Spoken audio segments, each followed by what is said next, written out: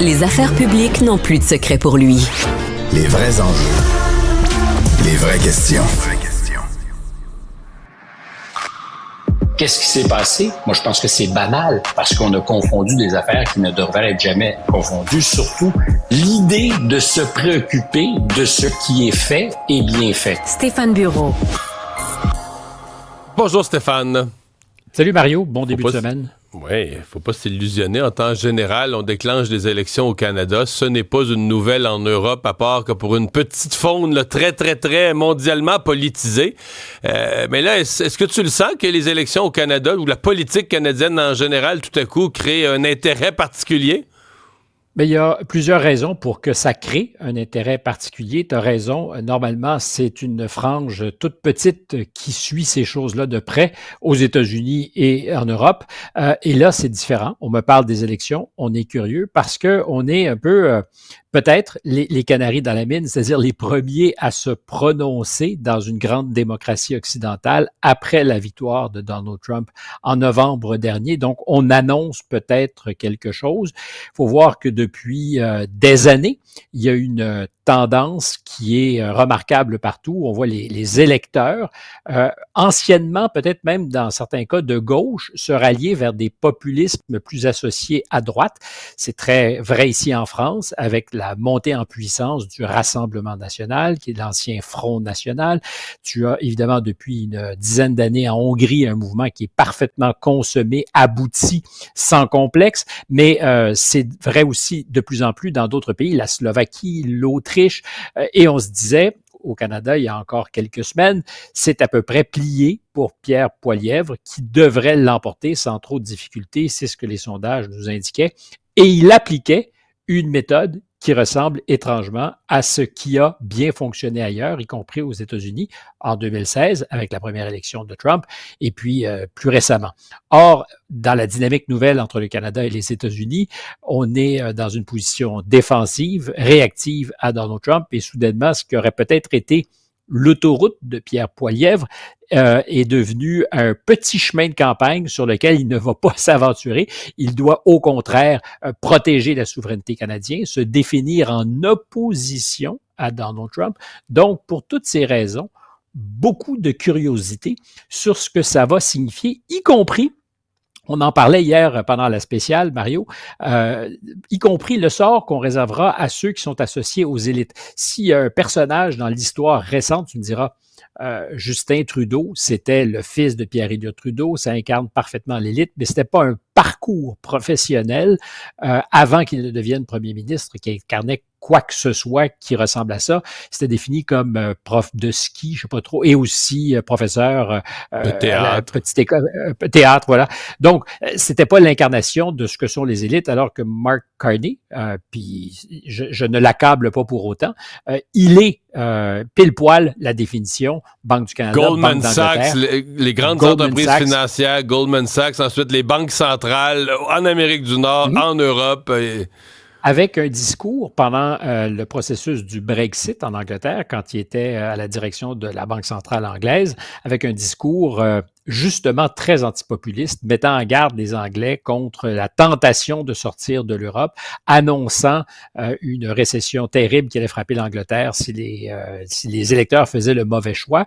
Certaines de ces mises en garde se sont avérées sur l'inflation et d'autres choses, mais l'effondrement de l'Angleterre que le patron de la Banque centrale annonçait, c'est jamais arrivé. Donc, est-ce qu'il est possible de retourner ce qui était l'espèce de formule gagnante et d'amener au pouvoir quelqu'un qui, justement, est la démonstration de la compétence, comme on l'attendait, de la technocratie, sans aucune expérience politique. Pour toutes ces raisons, on est très curieux de ce qui se passe au Canada, je le suis aussi, avec aussi derrière ça, la première élection, on risque de parler défense, de dépenses de défense. Le Canada là-dessus a été historiquement plus que timide. On est, je le répète, mais comme on est des donneurs de leçons, des donneurs de leçons de morale, je trouve qu'il est difficile dans la position du Canada d'en donner beaucoup, particulièrement quand on dit qu'on va aider l'Ukraine, qu'on va tout faire ce qu'il faut, alors que depuis 25, 30, 40 ans, on vit très à l'aise sous le parapluie des Américains et on dépense en matière de défense beaucoup moins que ce qui nous est demandé, c'est-à-dire les fameux 2 M. Carney n'aura pas le choix de parler de ça. J'ai pas de souvenir, moi, d'une élection canadienne où la politique étrangère, les politiques de défense occupent de l'espace. Non. La défense, c'est pas un gros sujet de campagne électorale en général. En fait, on dit que c'est un sujet où tu gagnes pas de vote. Mais là, présentement, il y a un intérêt de la population nouveau pour ça. Il n'y a pas de doute. Bon, le président américain, puisqu'il faut parler de lui, livre la guerre aux universités. Alors, je ne sais pas s'il faut absolument parler de lui, mais lui, il fait de gros efforts pour qu'on parle de lui. Oui. Il est au cœur de l'actualité. Depuis une semaine, on n'en a pas parlé, mais c'est intéressant parce que c'est les guerres culturelles qui sont pour beaucoup, je pense, dans l'explication de sa victoire, l'espèce de roll-ball à l'endroit de ce qu'on pourrait, pour faire simple, appeler le wokisme. Et il faut se rappeler quand même que s'il y a une déferlante de toutes ces politiques qui sont issues du mouvement woke, y compris de la tentation de faire taire les discours qui, à l'époque, étaient jugés fâcheux, même si aujourd'hui, l'administration Trump est capable aussi à son tour de vouloir faire taire ce qui ne fait pas son bonheur. Mais tout ce qui a agacé souverainement, y compris en France, qui a résisté beaucoup au wokisme, vient des États-Unis et vient des universités pour beaucoup américaines. J'étais jeune correspondant à Washington en 91-92 et il y avait un livre qui a été publié à ce moment-là, Illiberal Education par Dinesh D'Souza, qui annonçait parfaitement ce qui s'est passé 20 ans plus tard. Alors, il y avait certains chez les conservateurs qui disaient attention, il faut vraiment faire gaffe parce qu'il y a peut-être là, une pente savonneuse sur laquelle on est en train de descendre, alors que la majorité disait c'est de la paranoïa, jamais on vivra dans un monde tel qu'il l'annonce. Or, il avait vu assez juste. Et là, Donald Trump a décidé qu'il allait s'attaquer au cœur des institutions qui sont dans la matrice universitaire à l'origine du wokisme, c'est-à-dire les grandes universités américaines, les universités de la Ivy League, en menaçant, par exemple, Columbia à New York, de ne pas leur donner 400 millions d'aides fédérales s'ils ne changent pas certaines de leurs politiques. Et c'est intéressant parce que... Mais le wokisme dans les universités, il faut voir que c'est complètement sauté, là. Je veux dire, c'est complètement sauté. Et je te donne une unité de mesure simple. Oublions le wokisme.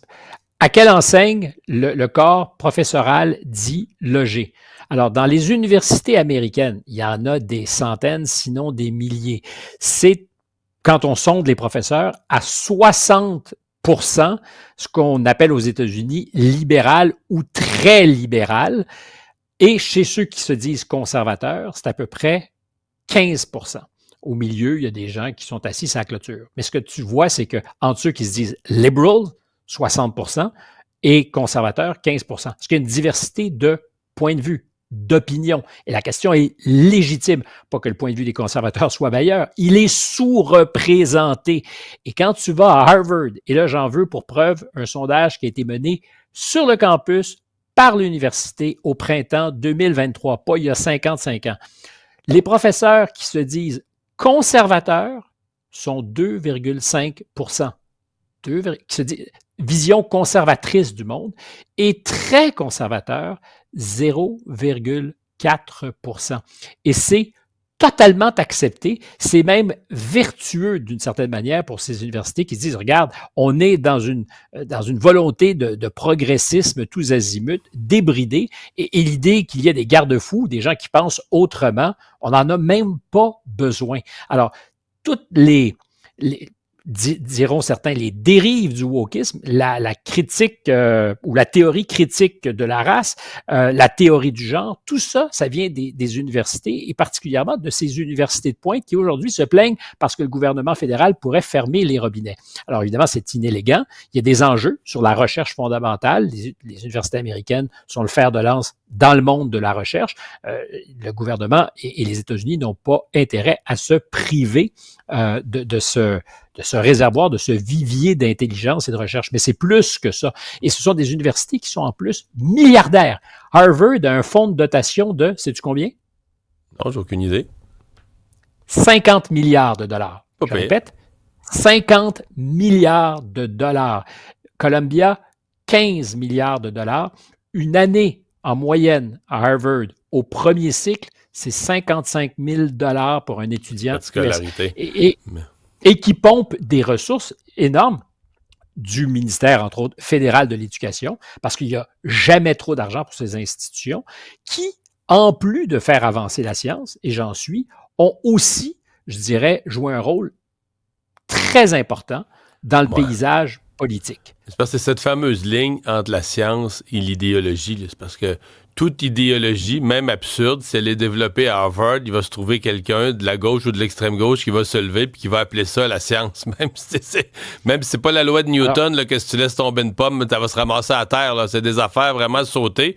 Ils vont finir par nommer ça la science. Mm-hmm. C'est une chose, Stéphane, moi, sur mes plateaux, quand j'anime, que si tu veux me faire quelque chose que je laisserai jamais passer, cite-moi la science avec une opinion ou avec un point de vue qui est légitime, tu as droit à ton point de vue, mais tu peux pas appeler tous tes points de vue ou toutes tes élucubrations ou tout ce qui s'était passé par la tête la nuit en dormant, tu peux pas tout appeler ça la science. Là, mais la gauche s'est faite une science de ça, là, de tout appeler la science. Et d'ailleurs, c'est ça, c'est si logique. Les sciences humaines, ce sont pas des sciences. C'est pas exact.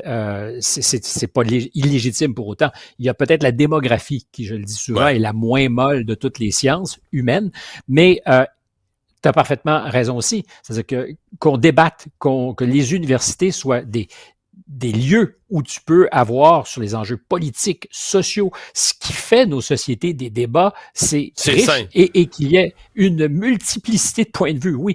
Mais à partir du moment où tu arrives à la conclusion statistique que je te donnais tout à l'heure, où tu as pour l'ensemble 60% de gens qui se disent à gauche, pour faire simple, et 15% des profs qui seraient à droite, et dans les meilleures institutions, la droite n'est absolument pas représentée ou marginalement, ben, c'est un problème. Tu n'es plus dans ce que doit faire une université, c'est-à-dire être un espace où toutes les opinions peuvent s'affronter puis arriver à quelque chose qui ressemble à une synthèse correcte que les étudiants peuvent ingérer ou pas, c'est-à-dire tu peux choisir que tu te rallies à un camp, c'est très bien, mais l'université, d'abord et avant tout, c'est un lieu où tu t'exposes à toutes sortes de choses. Si en amont, on choisit de dire qu'il y a des opinions qui sont pas fréquentables, tu crées un vrai problème. Stéphane, merci. Puis on va toute la journée, on va réfléchir pour savoir est-ce que gauche-droite, est-ce qu'à l'UQAM, c'est 50-50. Ça va me faire un point de réflexion pour ma journée. Merci. À demain. Oh, c'est pas que l'UQAM. Ah, OK. Au revoir.